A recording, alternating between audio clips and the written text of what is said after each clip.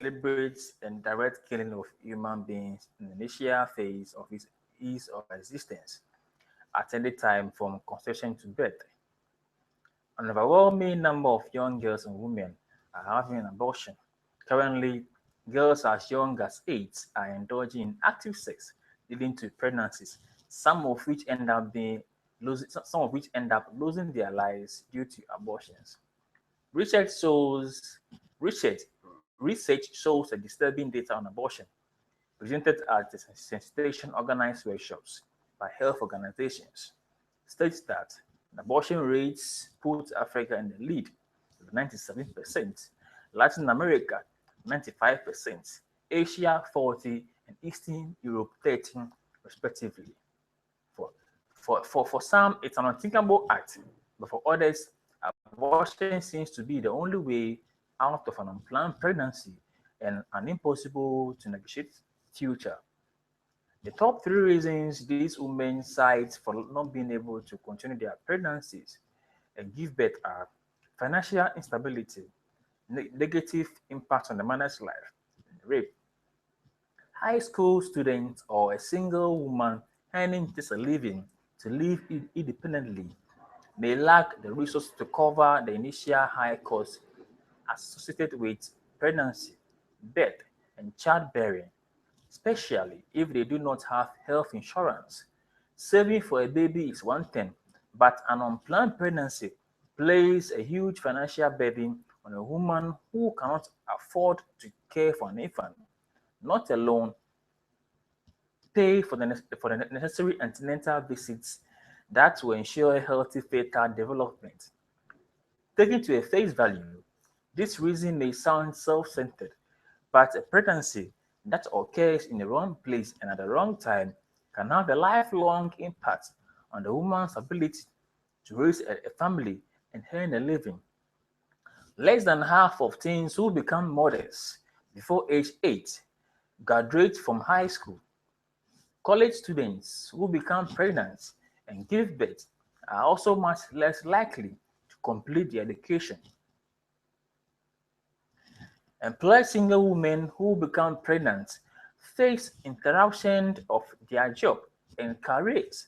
Now, this impacts their earning ability and may make them unable to raise a child on their own. And for this reason, they choose abortion to be the only option that they have. Now, typically, maximum people accept the premises that most women who become pregnant through sexual assault and abortions want abortions. From this fact, it naturally follows the reason women want abortion. In these cases, it is because it will help them to put away the assault behind them, recover more quickly, and avoid the additional trauma of giving birth to rapist child.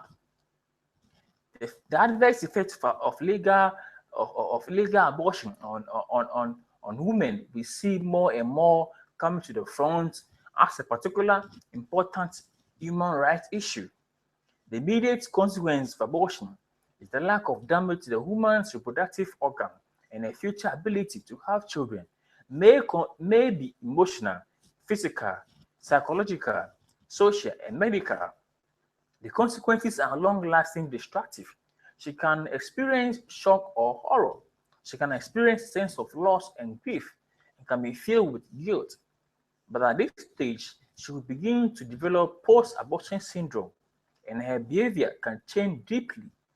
Violence or aggression towards themselves and or others and sexual difficulties.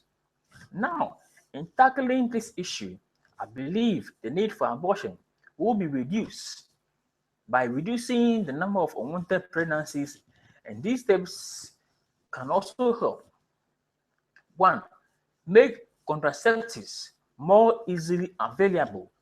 The shocking fact is that millions of Americans, of millions of Africans do not have access to contraceptives or know how to use them.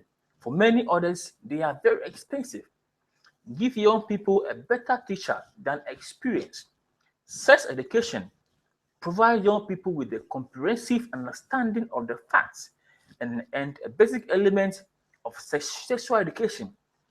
is to help teens understand that waiting until they are ready to have sex and not submitting to peer pressure, it is the legitimate option. The education does not increase sexual activity, but it increases sex education, increase knowledge and responsibility, increase the involvement of men, because men and women have equal part in creating pregnancies. Know your legal rights. In some parts of the country, no one, not even your parents, can force you into an abortion. No one can force you into parenting or carrying pregnancy. If you fear that you will be physically forced by someone to get an abortion or physically harmed in any other way, call the police. Visit your local church or female health centers. Even if you're not a Christian, most churches will be happy to help you find a resource on adoption or talk to you about parenting. For more information on how to avoid abortion, you can log on to this site, which is www.adoptionantiadoption.datwin.org, or call this number 02025100560. I believe if you and I share this information to our friends and neighbors, families, and colleagues, it will go a long way to help clean abortion, reduce abortion in our neighbors, in our community. Remember, the need for an abortion will reduce by reducing the number of unwanted pregnancies. Thank you.